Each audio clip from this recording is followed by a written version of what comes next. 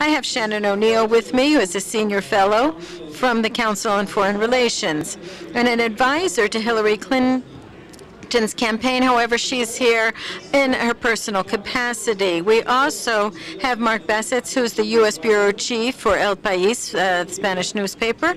Based here in Washington, we have Roger Noriega, who was the Undersecretary of State for Western Hemispheric Affairs, but he's also worked in the Congress and State Department, and he's now a visiting fellow of the American Enterprise Institute.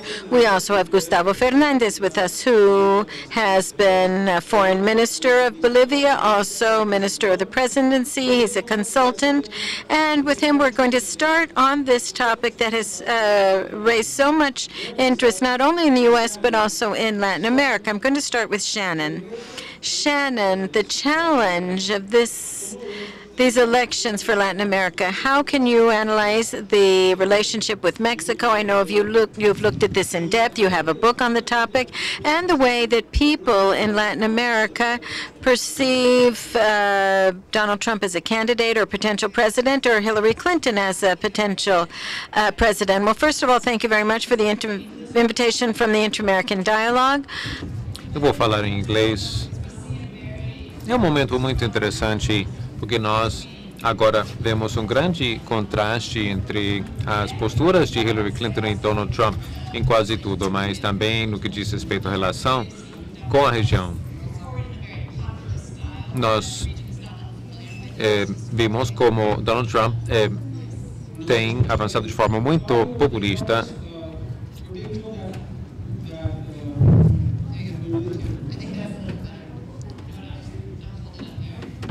Eu vou segurar o microfone mais perto da minha. Very different candidates more broadly in all of their policies, but I would say also with respect to Latin America. When you look at Hillary Clinton and Tim Kaine, I don't want to go into the realm of hyperbole. We've heard that a lot during this campaign, where people's health results are astonishingly excellent and you'd be the most fit president ever in the world. I don't want to go into that realm, but I think there's an argument to be made when you look at Secretary Clinton and Senator Kaine that these would be two of the most knowledgeable people about Latin America to come into, potentially come into the Oval Office as well as the vice president's space. Secretary Clinton has traveled many, many times to the region as secretary. She's worked on many of the various agreements, many of the initiatives that we have in place today. She was a big part of many of those decisions and processes. Obviously, Senator Kaine, those of you know his history. He has lived in the region. He lived in Honduras. He's thought a lot about Latin America. He has a real interest. He speaks Spanish. So I do think here you have a team that has not just coming to the region brand new, cold, but really has a long history and experience in the region. And I do think what we would see with a Clinton-Kaine administration would be one where we see a lot of continuity on many of the policies that are there today. Vice President Biden laid out 3 big things that he sees as important for the region. He talked about Central America and strengthening and working closely with those countries. He talked about anti-corruption and fighting corruption within the region and supporting the initiatives that are happening within the region, homegrown initiatives.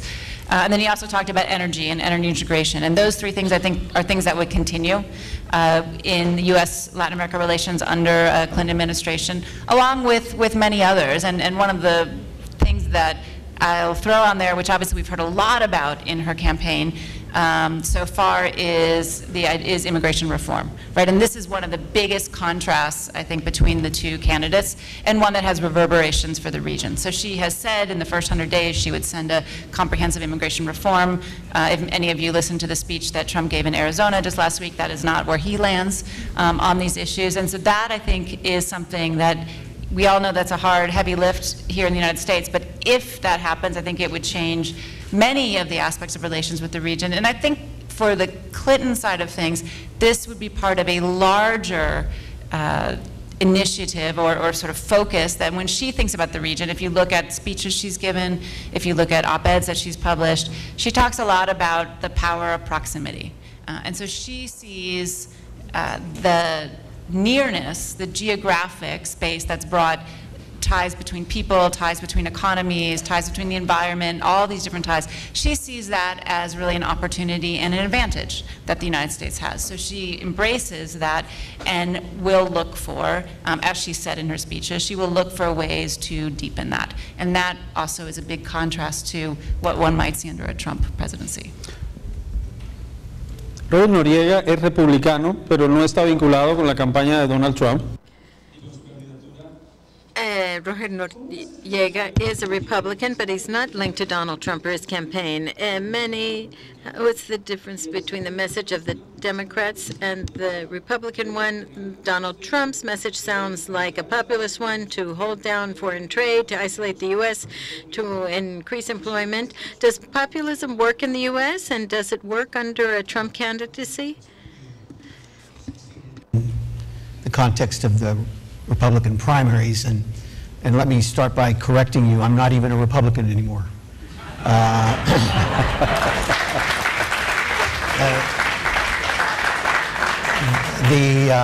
The 6 or 8 months ago, I went online and changed my registration to unaffiliated. My vote doesn't count anyway because I vote in the District of Columbia. There's so few Republicans here, we know one another. We wave to each other in traffic and all. But no, I'm the grandson of Mexican immigrants. And so very early on, you know, 6th or 7th sentence into the Trump campaign, I thought to myself, there's no way I could possibly support this guy. And it's not all sentimentality, that has something to do with it. But it's a lack of understanding, empathy, and even realism about the world and the interdependence of the world, and the fact that in a post 9/11 world we depend on our neighbors for cooperation and security, and certainly it's a natural market, and so we literally depend in terms of our economic prosperity and progress and jobs. So it is a fact, back to your question, that Trump does represent that sort of populism that I think, quite frankly, can't be that unfamiliar to people in Latin America. I mean, as a matter of fact, when I've talked to Nicaraguans, Haitians, Colombians, Venezuelans, about our politics, and I look to them at a certain point in the conversation and say, sounds familiar, doesn't it? And it really is.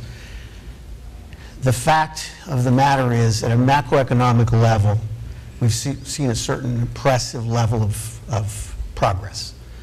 But at the microeconomic level, and as I always say, I used to say this when I was in government, nobody but Alan Greenspan lives in the macroeconomy. The rest of us live in the microeconomy. And that's where you see the working class, the very poor, left out. And so now, when, you know, it's finally caught up with us in not just the Republican Party, but the United States. When you look at the populism in terms of anti-trade sentiment that you see in the Democratic primaries, it reflects a real anxiety of working class people that they've been left behind, they've been left out, and they have politicians that don't give a damn about them. This has to sound familiar to you folks. And I remember, you know, doing group therapy with my Venezuelan friends about Chavismo. And to the day he died, they didn't understand his appeal, because he was such a brute and offended their basic sensibilities that they didn't understand. And I thought to myself, there I am with Trump. But it's very important that we do understand that there is this anxiety that that, for example, the Republican Party really hasn't offered an agenda that is sensitive to the working man and woman, to that class. And so here's a guy that comes along, he's selling snake oil. They all watch too much television, so they recognize him as Uncle Don, and he's rich, and he's got his own plane and a beautiful wife, and a beautiful ex-wife, and another beautiful ex-wife. And this is like a dream come true for some of these folks. And but back to the reality, and to be fair to them, there is this sense that the American political class doesn't relate to them, doesn't care about them after Election Day, and haven't delivered for them. And that's the kind of anxiety that he's tapping into. Gustavo Fernández. Gustavo Fernandez is a consultant, but he's familiar with diplomacy. When you look at the election, you have an opportunity to witness more than one election. What does this represent for the region? Vice President Biden spoke today about this new stage in relations between the U.S. and the region, the establishment of diplomatic relations with Cuba, which changed the dynamic in the region, although it's just at an early stage. So what prospects do you see for this, and what do you think a Trump or a Clinton presidency might represent for Latin America? Well, we Latin Americans have been watching with growing concern what's happening in the U.S. electoral campaign, not only because of what the candidates have proposed, but primarily because of what their proposals entail. Over the course of today, we've heard several presentations that have made it very clear that there is a feeling of disenchantment on the large part of the U.S. Population with the effects of globalization and the concentration of wealth and migration flows, which have caused an unexpected phenomenon, which is Trump being the candidate of one of the largest parties in the United States.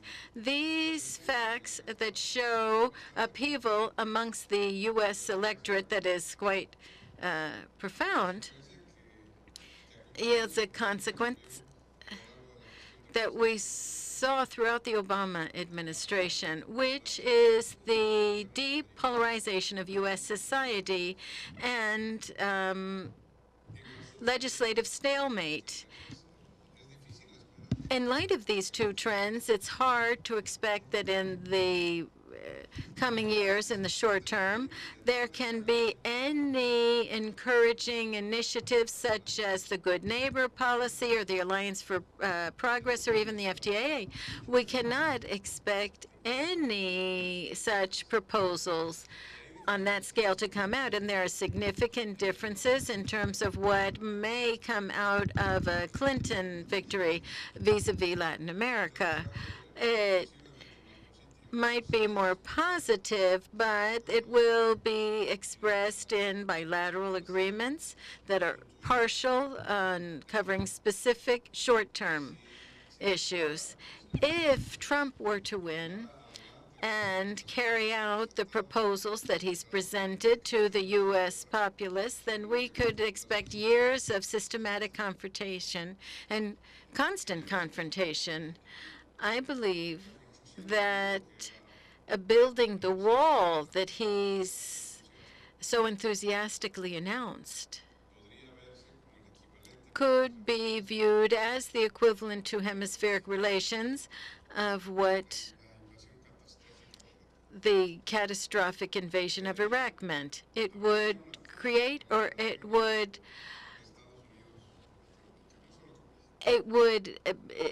divide relations between Latin America and the U.S., and this would be viewed as the breakdown of the long-term relationship. These are the risks that we see in terms of U.S. policy. However, as we just heard in the previous panel, Latin America is also going through its own transition, a transition that demands us to have economic adjustments and political adjustments. The economic adjustment is inevitable and urgent to a much less of a degree than what Latin America faced in previous decades, but it will still require a major effort on the part of Latin American societies, and there is a risk that we also have examined over the course of this day, that the progress made in terms of reducing poverty and social inclusion may suffer some setbacks, and this causes some social and political upheaval in the region that we must bear in mind. But perhaps the most important thing is not so much in terms of the economic adjustment, which you might say relativamente administrable. is relatively manageable. The most complicated part is the political adjustment. De la convergencia de dos Political adjustment that entails the convergence of two major forces. One, the emergence of an urban middle class, which gets informed and acts over social networks and mobilizes into the street outside of institutions and traditional political parties. We've seen this throughout all the countries of Latin America. Perhaps the biggest expression of this has been in Brazil. However, in any rate, what this shows is that society is going beyond the political system and political parties, and this creates a very serious image crisis that must be faced up to, because the crisis with the political parties is what the society wants something different from what they've had in the recent past. This poses tremendous challenges. If this crisis of representation gets added to corruption of political and economic power, which gave rise to the corruption which, as was said a moment ago, reached its peak in the Brazilian case, but which has correlates in all of the other countries of the region, then we see a Latin America that is bogged down in trying to resolve its own internal political problems.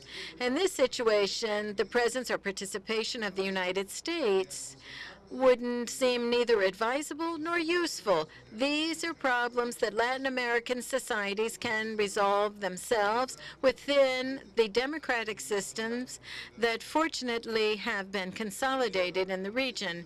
And this leads to the need to go through from a relatively distant relationship with the United States, trying to resolve problems of social inclusion, and going on to moving from electoral democracy to Republican democracy. And this has been raised several times today.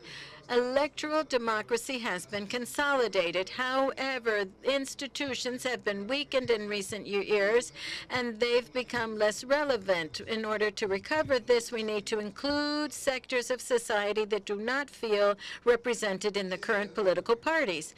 That is the short-term outlook. I would say that in the medium term, the potential for the hemispheric relationships becomes much greater, because the Latin American disadvantages that I've just described have their solutions and will be resolved. Meanwhile, the advantages that the region has in terms of resources, water resources, biodiversity, mining and agricultural potential, and the availability of a population which in 20 and 30 years will exceed that of Europe. These are long-term strategic assets. Our hemisphere, with that potential, without any doubt, will be an extremely important and attractive player for a hemispheric relationship, which needs to change from what we had in the past. So this is a lesson for those of us who cover the situation, which is fascinating but also very controversial. You speak with our friends and relatives in Latin America and Europe, they say, no, Trump's won.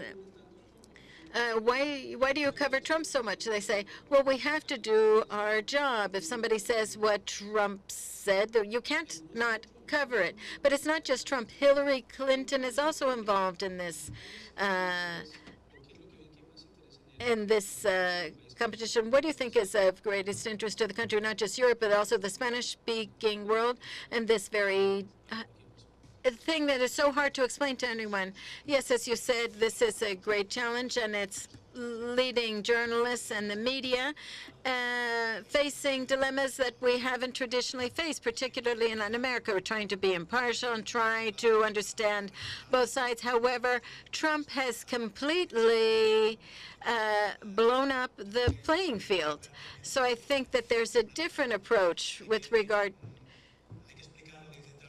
You have to explain what Trump says. You have to say whether it's a lie or there's a real basis for it. You need to clearly write that Trump has lied. Yes, I think you need to do that. But this is something that we're just beginning to think about in the U.S. press and in the worldwide press, those of us who are correspondents covering these elections. What really strikes me in this campaign is Donald Trump, and has also been struck by this very unique electoral process in the United States, in which for more than a year we've been covering these candidates, and there's still 2 months left. There are other countries in which an electoral campaign is just 2 weeks long, and you don't see such long campaigns in many democratic countries. So this is something that really does strike you. Now, as regards Latin America, people have touched on many aspects of Trump. Hillary Clinton, as Shannon said, is essentially, she would mark continuity. But the winds of change have contaminated everything. All of the candidates reflect an economic and social moment in time. For example, this is true of Hillary Clinton with her trade policy. She has wound up subscribing to what Bernie Sanders, her competition for the nomination. She's adopted his rhetoric without taking on the hateful rhetoric of Donald Trump. So it's not the best time for free trade in the United States, not either in the Democratic Party or in the Republican Party. Trump, I believe, is a very uniquely American phenomenon, but also a very global one. We're seeing populists on the rise in Europe, and this is the reflection of an ill that they're experiencing in the United States and phenomena such as what you have experienced in other countries of Latin America. Trump has a lot of characteristics. Well, he's hard to define, but he bears a resemblance to the Latin American caudillo, strongman. Trump would mark a break with the past in terms of continuity with U.S. policy towards Latin America, but he's also the incarnation of the best streams of anti-Americanism. In other words, he's an aggressive, insulting, super nationalist person. Even physically, he's part of this unreal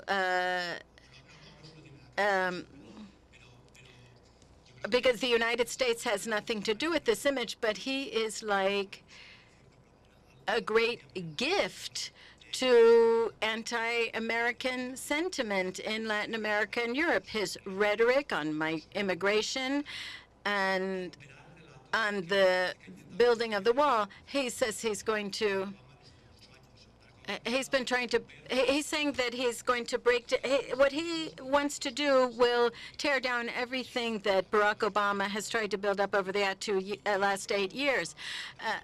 President Obama himself has articulated this way, explaining that we do not want to be the ugly American, and so this is why he has made it hard for people to criticize the United States for its interventionism in Latin America and so forth. However, Trump would completely be going backwards in this regard. Now, in terms of what President Obama's policy has been vis-a-vis Latin America, I think that I somewhat agree with what Mark is saying in terms of how Obama has changed relations by turning towards Cuba. What would happen with Clinton, and how important has this rapprochement been? You know, Trump is sort of a caricature of the ugly American, right?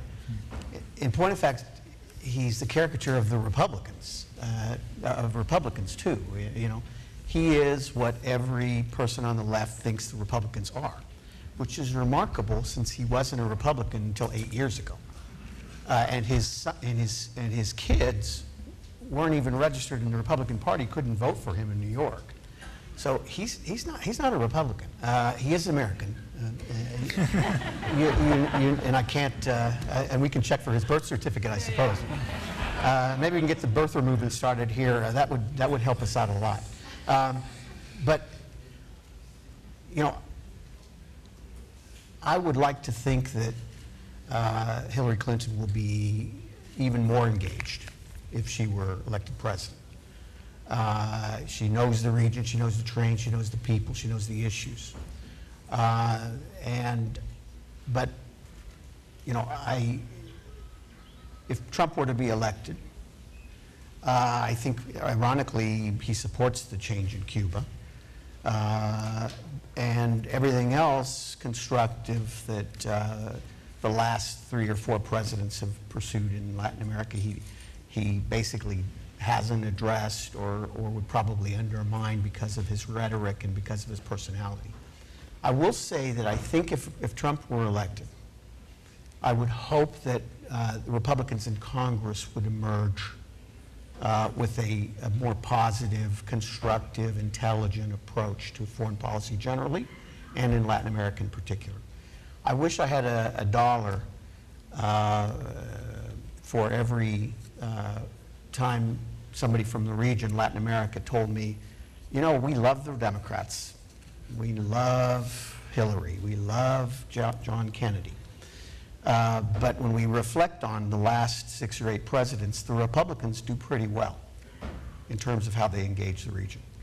With some vision, put a little political capital in it, constructive agenda that looks at how do we build trade, and yes, under President Bush, how do you promote at the same time democratic institutions. And so I think Republicans do pretty well. So I would hate to think that if President Trump were elected, if Trump were elected, that the Republican Congress wouldn't. I mean, I prefer to think that the Republican Congress would take a more constructive role and be more engaged, and you know, and intelligent leaders that you see, even Marco Rubio and others. You know, Kay Granger and the Appropriations Committee process, people that understand the region, would work in a bipartisan way to do positive, constructive things in spite of a President Trump, for example. Shannon, no se llegó a este punto en un vacío. Shannon, this didn't come out of nowhere. He did not win the nomination just because overnight people decided to vote for him. Rather, there's a process that took place. When you look at U.S. domestic and international policy, it's not that Latin America is not a priority. This isn't going to change based on who wins, but this change that Trump's had, for example, Republicans ignored advice that came from former President Bush to have for advisors such as Karl Rove to change their strategy vis-a-vis Hispanics. They worked on winning the Senate, and now that they've won the House and the Senate, well, the Senate may turn over to the Democrats. It may happen, or it may see what they do in terms of picking a Supreme Court justice. Does this have an impact? When you look at the region, are we going to continue to talk about Central America as the axis of this, and the region having closer relationships to other world economies? Well, it's interesting in elections, I would say, if you're a foreign country, you actually don't want to be mentioned in the sound bites. This is not a comfortable place for countries to be, and Mexico has found that out over the last week, is that you don't actually want to be in the limelight there. I mean, there's always this perennial refrain in Latin America, I think sometimes justified, and other times, you know, it's a question of what you want, but that Latin America gets ignored, right? And one question is, do you really want all of the United States attention? And I think often you don't. And to your comments, many of the things Latin America wants to do on its own, and it doesn't want the U.S. intervening as we have in the past at various times. But the other challenge, I think, for the presidential agenda is that many of the issues with Latin America are incredibly important, and they affect the United States in myriad ways, but they're rarely urgent.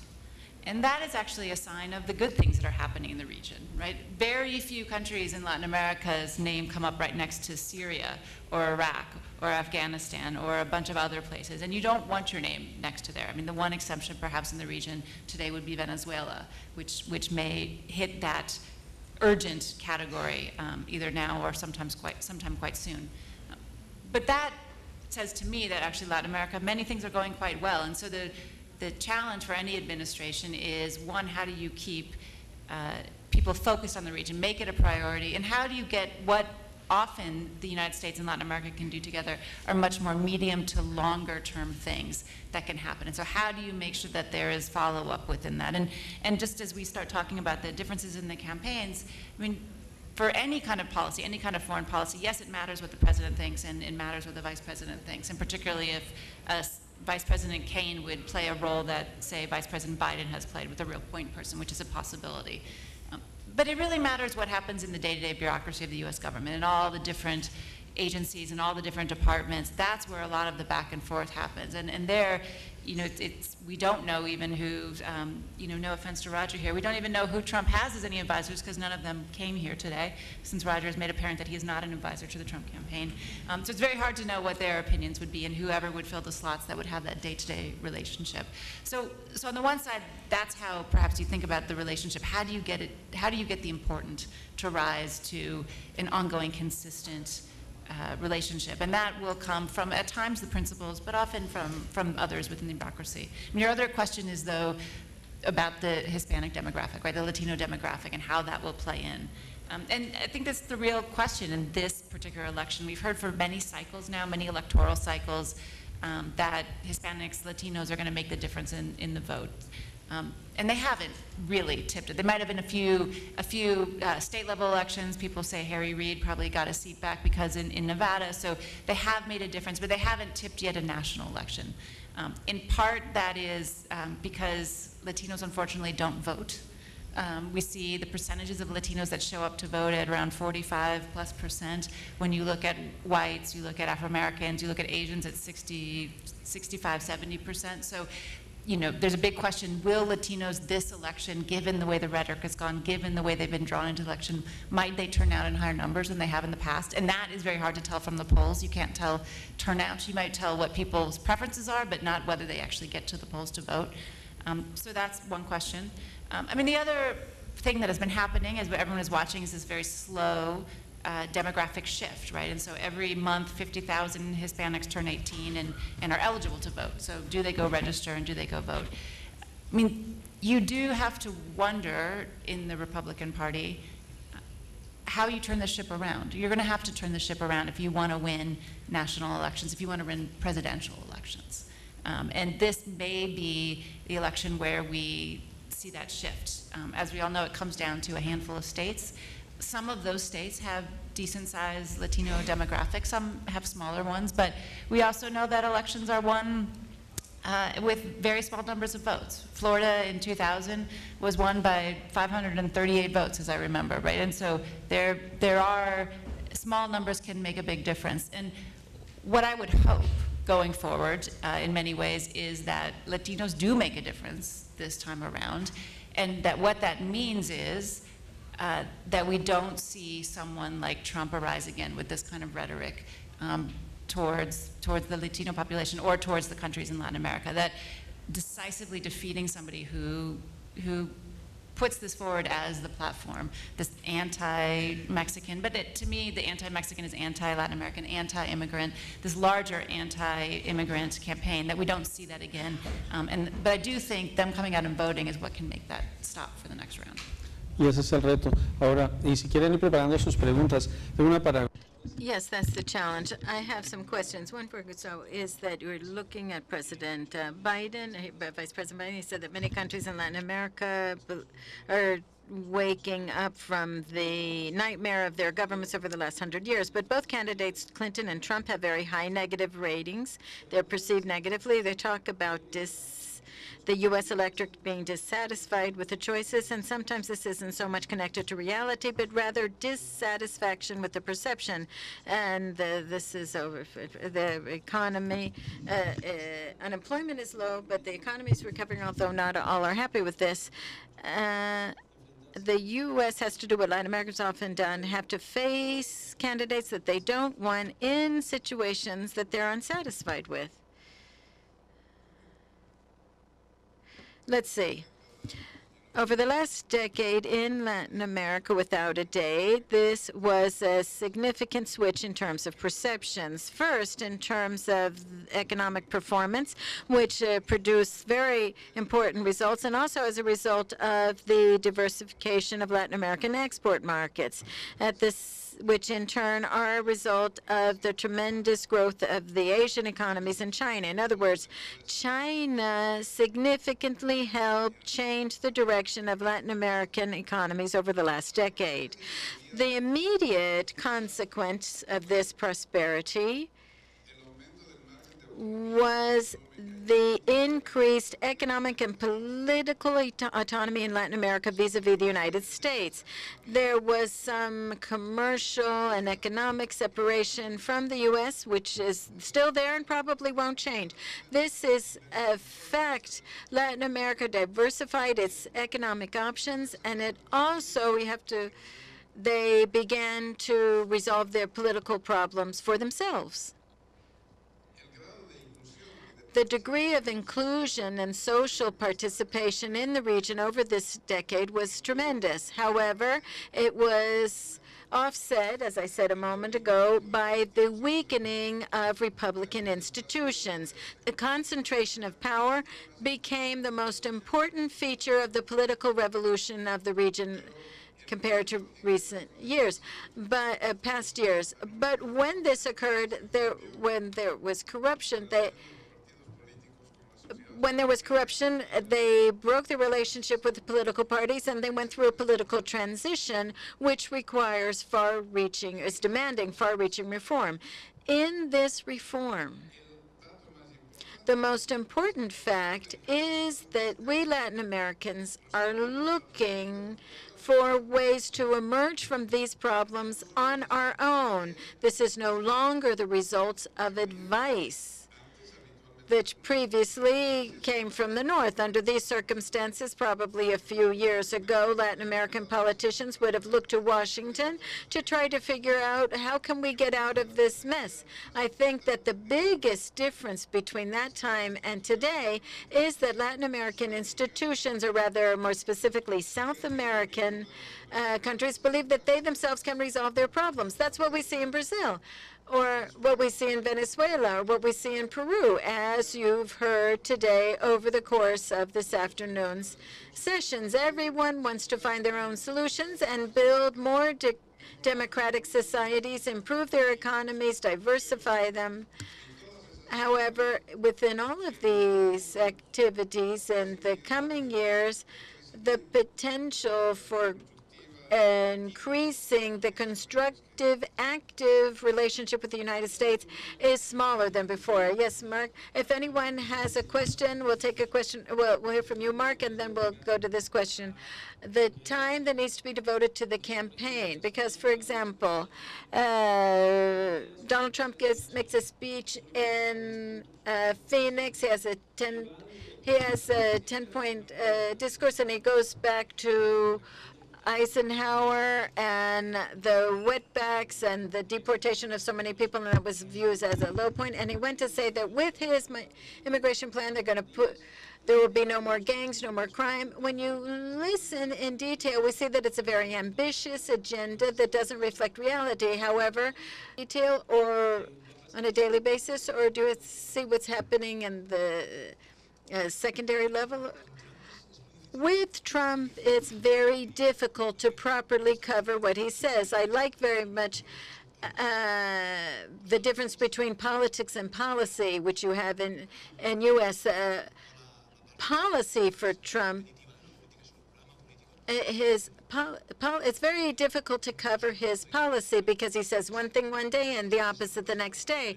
We've spent half of the summer running after his immigration proposals. One day it seemed that he was softening his stance on immigration. Next day he hardened it. And then we're playing a game of cat and mouse in which Trump plays quite skillfully. And it creates lots of problem for journalists and for observers. You have to cover him as a canonical candidate, might say something when it's a liar, when he discovered that he's lied, then he stops saying this. But Trump does this. Trump doesn't do that, though. He keeps saying the same lies. He might say that he's going to expel a given number of immigrants. Then he says that he's not, that the immigrants that are here aren't criminals and they can stay. And then he says he's going to expel just the criminals with different, which is somewhat the current U.S. policy. But then the next day he goes back to having a hardline policy. So this is hard to cover. Trying to cover Trump's policy is really challenging. It's a challenge not because it changes too quickly and we really don't know what's true and what's not. It's a big enigma.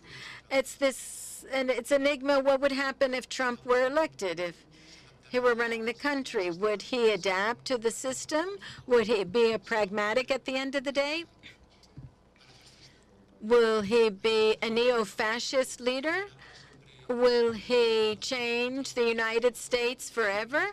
Or will the system of checks and balances of this country ensure that at the end of the day, he will have to follow a pragmatic path? Will Trump become a pariah president of the U.S., isolated from other countries, or will he make alliances? So for me, it's like a laboratory experience in terms of like what happened in Mexico, what happened with him in Mexico. We anticipate for several months what will happen if Trump becomes president. If what has occurred, we see that other foreign countries will welcome him with open arms and try to normalize relations. And the fascinating thing about this coverage is that Trump was next to the president, but he's no longer president. He hasn't won any election. He represents no power. He's just the nominee of the Republican Party. But the coverage was as if he were a head of state when he never has been. And there's a section called Mario Moreno. How do you do? We took the statement that Donald Trump made last week, and we said that all the undocumented people had to leave and there'll be no amnesty. And then Rudy Giuliani explained that he didn't really say that, but rather is going to just deport the criminals, and then he'll look at the rest of the people. And then he goes back on the line because they say, we're not the ones saying it, but rather then they get on the social networks and they say that we're covering Trump because if we something about Clinton, we cover Clinton, then we get insulted just as well. No microphone. My question, it would seem that both candidates are not exactly what most people in the United States would like to see.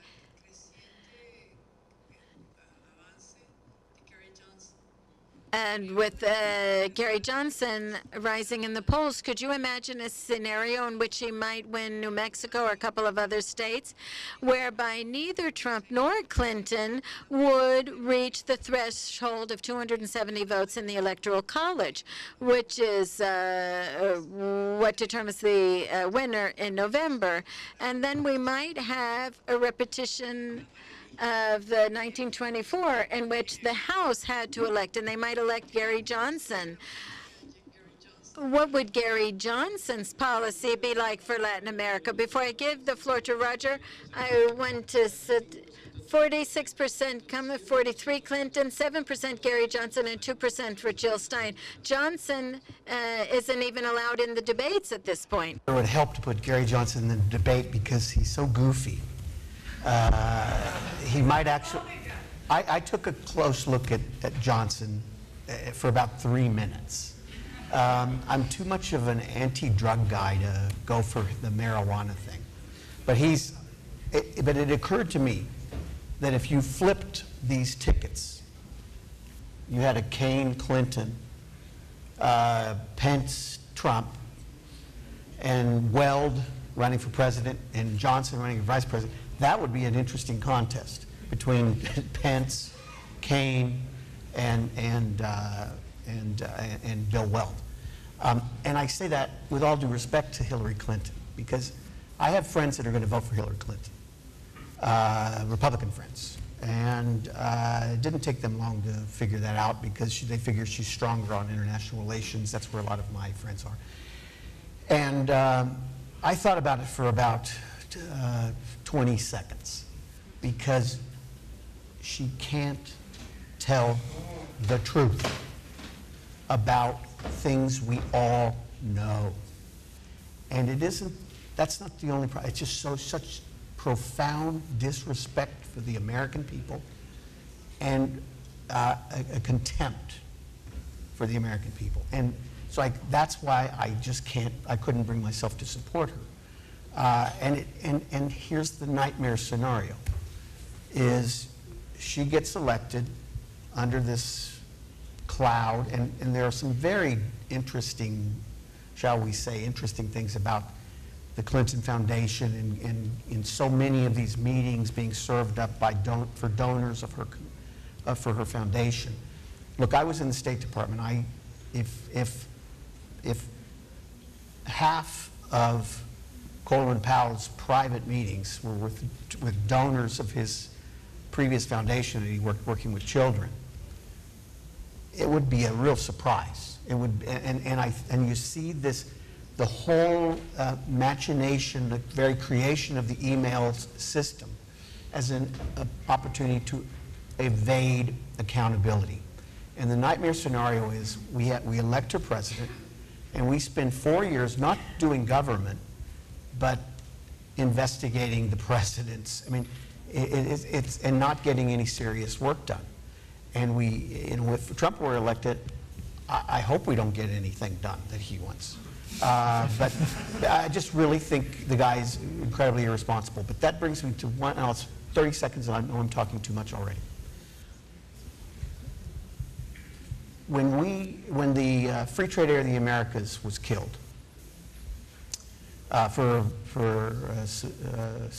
understandable reasons, because of the U.S. tariffs on Brazilian products. Our highest tariffs in our entire system were on Brazil's exports, basically. When it was killed, we lost some progress on the trade agenda.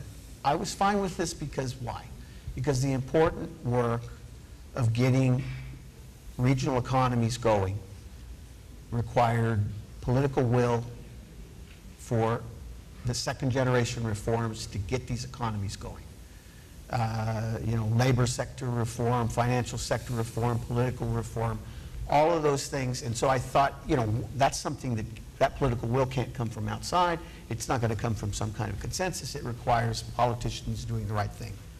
And look what happened. Brazil, Ecuador, Peru, these countries climbed on the commodity boom of China. And you had this artificial, and everybody praised, oh, Lula, the Lula miracle. And guess what it was? It was just, this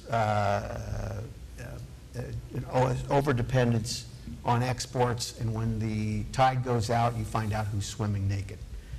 And it pushed the dissatisfaction, the lack of accountability in terms of corruption, and we had that crisis. If we end up where you have Hillary Clinton in the dock or Trump, focusing on his kind of nationalist agenda and hopefully ignoring the region, the challenge for the people in this room is, how do we get our own economies going? How do we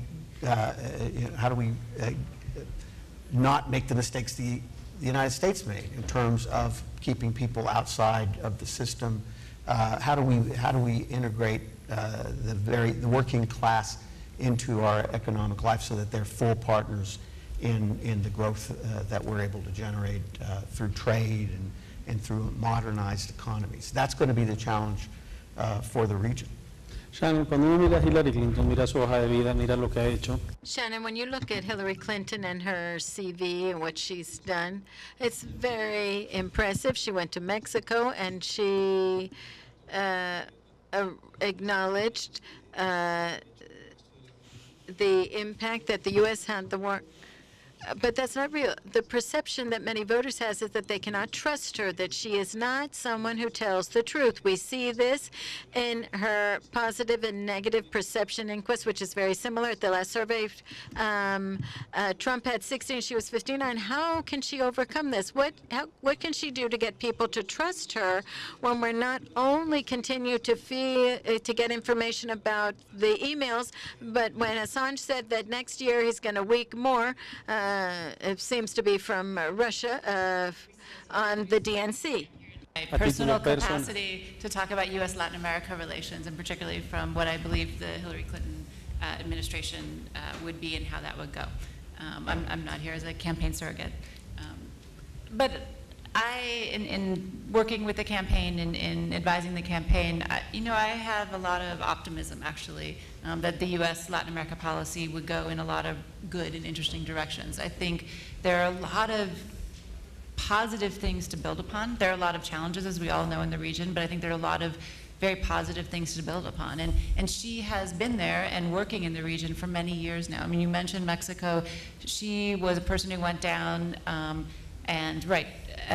talked about co-responsibility for the violence, for the drug trafficking that was happening there, and really revamped the Merida Initiative in a way that dealt much more with citizen security rather than just drug trafficking. And many of the initiatives that she did as Secretary of State turned that part of U.S. policy, which had often been very focused on narco-trafficking, which obviously we know is a serious threat, but thought more about what matters to Latin Americans, which, as we heard from the previous panel, security, insecurity. We see, unfortunately, it's one of the most violent regions in the world, and that has lots of facets. And so how do you begin to turn that around? And it has a lot to do with what countries do themselves. It has to do with rule of law.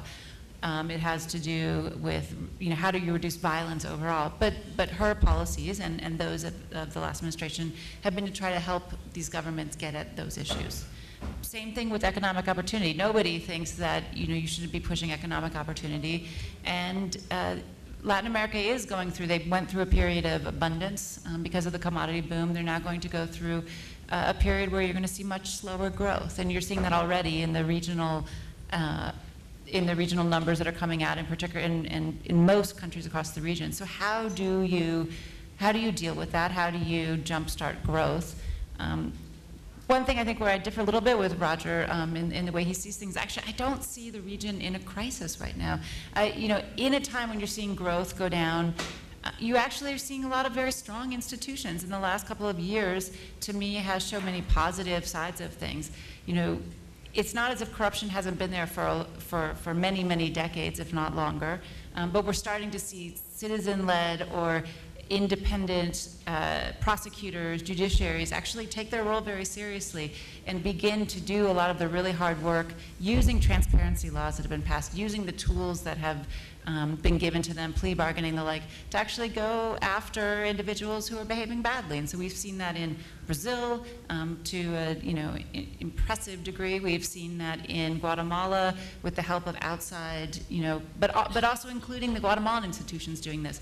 We're seeing the Honduran, a new outside institution, an autonomous institution to help try to root out some of these corruption. We're seeing it in Mexico with the passing of a new anti-corruption system that was pushed by civil society to really get a strong anti-corruption system there that hopefully will then be used by the new prosecutor, by others to go after those that have peddled influence and taken money. So in some of these, I see a move in a right direction in parts of the hemisphere, much of the hemisphere, and I see the next government, the role of the next government in the United States is to where we can help facilitate that, help facilitate some of the good things that are happening in the region, even as we take on some of the issues which are much harder. ¿Alguna pregunta ¿Alguien acá tiene una pregunta? ¿Atrás? Any questions from the back? Is it okay if I ask in English? Given that Brexit would be a reinforcement of the Trump campaign, because he enjoyed, and he went to Aberdeen and he said all that stuff about getting the country back, how does the South Americans or the Latin Americans view Brexit, the June 23rd vote? How does, yeah, you it was repeat how that? does Latin Americans view the Brexit? Can you repeat? Yeah. We just had problem with the audio. Could you? It's how is do that it? Latin Americans see Brexit? Okay, Could- let me could you comment on it. repeat? I'm not Okay. Latin American, but Okay. I don't even speak Latin. The TPP is dead. And what finishing it off will be the fact that we're probably going to negotiate a free trade agreement with the United Kingdom, or whatever's left of it. I mean, not to be facetious, but I mean, Scotland is breaking off and all. But that's I can just see the Congress rallying around. We got to take care of the UK. So TPP is dead, and I mean, I'll stop there. Gustavo. Just killed off TPP. Brexit y América Latina. Brexit in Latin America. I think we have to see that the reconfiguration of the international trade system includes an interstate component and a corporate component. In reality, the large international economy is organizing around the three largest factories in the world, the United States in this hemisphere, Germany in Europe, and China in Asia. The large corporations organize the supply chains within that structure. Latin America is part of the value chain and the manufacturing done in the United States. Part of what is expected in the TPP countries rested on the possibility of more actively connecting into that chain through the Trans-Pacific Partnership, which was nothing more than the state and legal formalization of the way corporations organize themselves for trading in parts and pieces, which is another feature of trade today. If that supply chain gets broken, as you just mentioned, you were saying the TPP is dead, and there's no possibility of reactivating these regional accords, such like what were proposed in the FTAA previously, which failed. And if there's no chance of having a more comprehensive free trade agreements in the future, it is clear that in the short term, the potential for an increase in the economic and trade relationship between South America and the United States are diminished. This would seem to be the fact that comes out of the current reality more than whether or not this candidate or this party, what they might propose in their electoral platforms. I recall reading the night of the Brexit vote that the atmosphere in principle was that people didn't believe it would happen. The surveys and the projections and the feeling at the time was that the EU was going to remain in, but there was a very different voting pattern in cities compared to the countryside. Would that be similar to what happens in the U.S., what will happen in urban centers, and what will happen in rural areas in which Trump has is stronger? There are different voting patterns. So do you see a similarity here? Well, they say that you should call Trump Mr. Brexit. And I think that's true about the surprise factor. The consensus is that people think that Hillary Clinton's going to win. The state-by-state polls indicate, and the demographic change in the United States, the electoral map would all indicate logically that Hillary Clinton should win. But that was also true in Great Britain before the Brexit vote.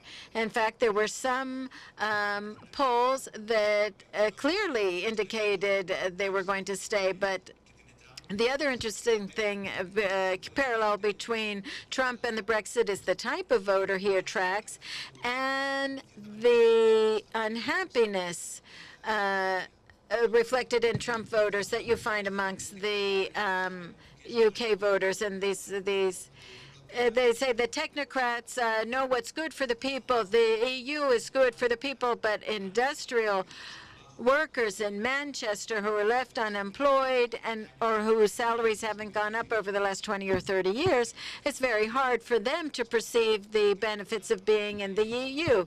That's the same is true of steel workers in Youngstown, Ohio, or in Detroit. And this is the kind of people that Trump is seeking out, and they're helping the Trump phenomenon.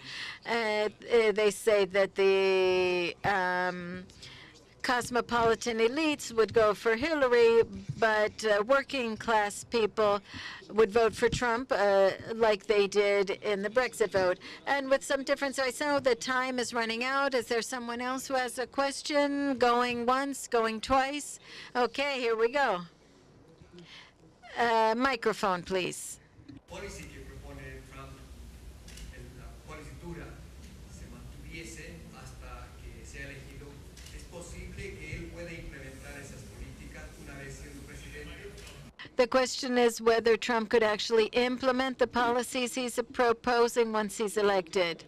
For those who couldn't hear, the question is whether Donald Trump's hardline policies are really feasible given the composition of Congress and the separation of powers, and whether Trump's proposals will make a hard crash with reality. And it's assured that the House will remain Republican, and it's quite likely that the Senate will also remain Republican. So you will see a Republican executive and legislative branch. So then the question is, does the Republican Party in the House and the Senate line up behind Trump's policies? Do they choose to work with the new president and decide to pass many of these policies, whether immigration ones, whether pulling back from free trade agreements, whether lots of the other things, with the caveat that they seem to change every day about what they are and what they would be. But presumably, when he got there, he would decide. So you would have a Congress that would be of his party. So I think it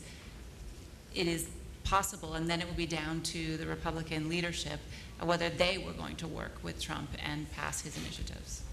Roger.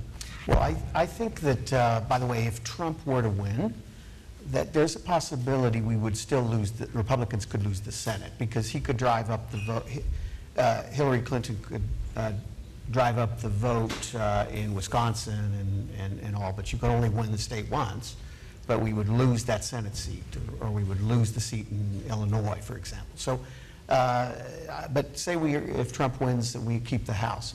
I think you would see sober and serious people step forward and start running some of these things, and try to make the most of this through a legislative process. But for example, the wall, I guess you have to work that out with the Mexicans, right? And I guess Congress could say, you said Mexico was going to pay for the wall, but go get Mexico to pay for the wall.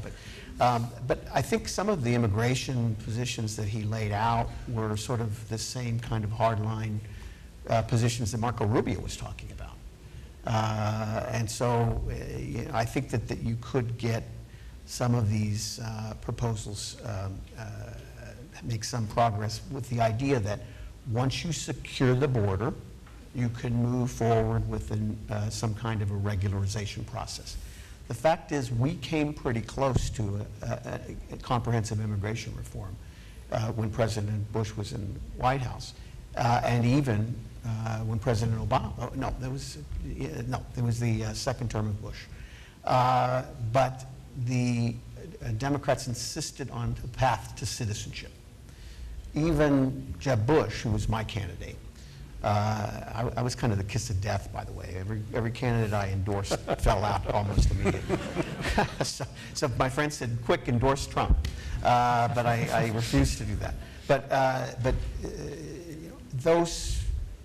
I think there's still if you hadn't, Bush didn't have this path to citizenship, just kind of, but yes, you could become a legal, lawful permanent resident. If Trump were elected, I think you might see the Democrats drop that demand, the path to citizenship, in order to get some kind of normalization legalization of the 11 million or 12 million immigrants that are living here. And so ironically, maybe we could get down to a more realistic approach on how you deal with the 12 million that are here now. Shannon, una pregunta. Estudias la relación hace mucho tiempo entre México y Estados Unidos. El tema migratorio es... Shannon, I have a question about relations between U.S. and Mexico. Some people say that the migration between U.S. and Mexico is that the net change is zero, about the same number come in and leave. But then there are people leaving Central America. And this year, the number of children exceeded that of 2014-2015, which is the year of the crisis. If Trump wins, when we don't know what his proposal is because it changed. If Clinton wins, she said that in the first 100 days she's going to put forth a project, but she needs a Congress to help her do this.